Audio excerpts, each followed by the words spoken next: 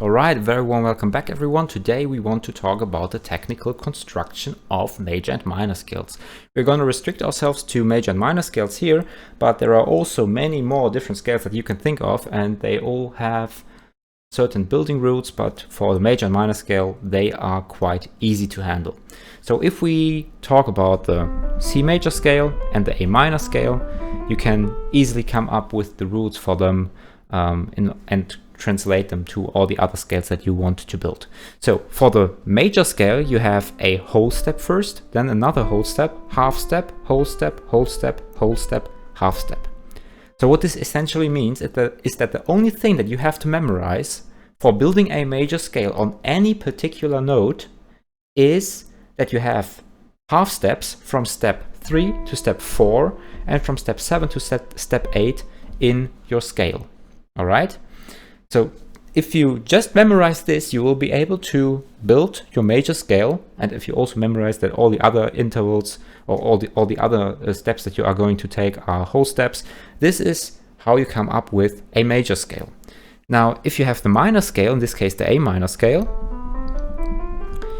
then this is quite a little bit different. So you start with A, have a whole step, half step, whole step, half step, whole step, whole step. So in this case, the only thing that you have to memorize is that you have half steps from step 2 to 3 and from step 5 to 6, and all the other steps will be whole steps.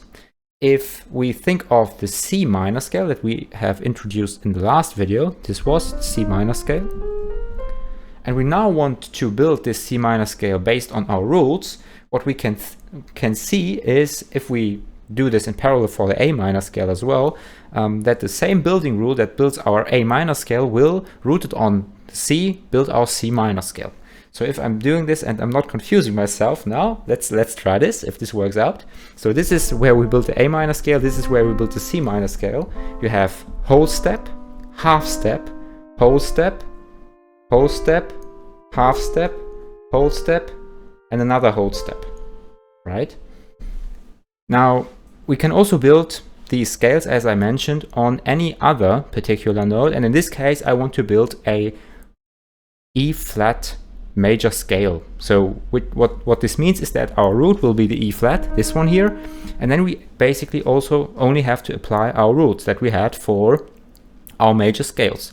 So this means we have a whole step, we have another whole step, half step, whole step, whole step, whole step, and another half step, right?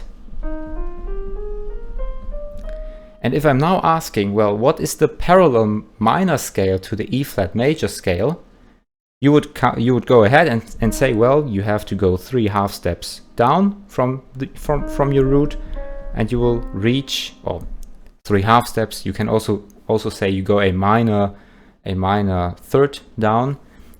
What you reach is C minor, or C, and then you will build your parallel minor scale, which is the C minor scale.